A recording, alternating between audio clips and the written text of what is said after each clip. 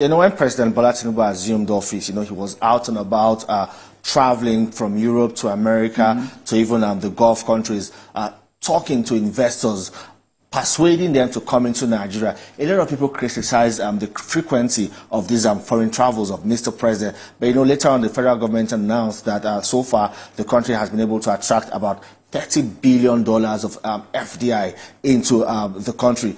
At that time, President Tinubu was literally begging multinational companies not to leave Nigeria. What has changed? Do they now have reasons to stay back?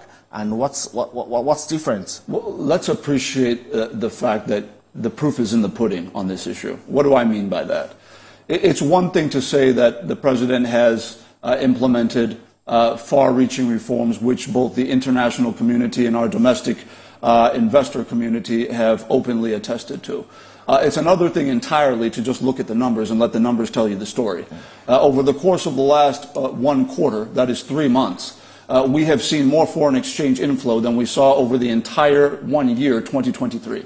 4 quarters were surpassed by the last quarter of the first quarter of 2024.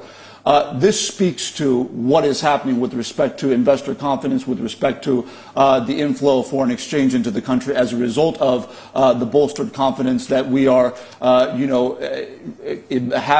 investors are having as a result of the reforms we put in place.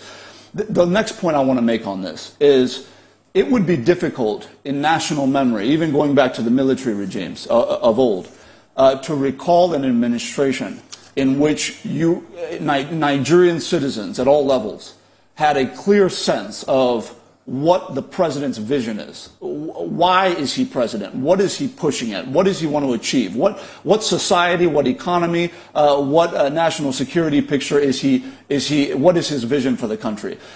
Today we have a president who, on a daily basis, he is sharing his mind with our people. He's communicating clearly with our people. And people have a sense that not just through policy communication from the president, but also from his personal statements, they have a sense of where we're coming from and where he is taking us to.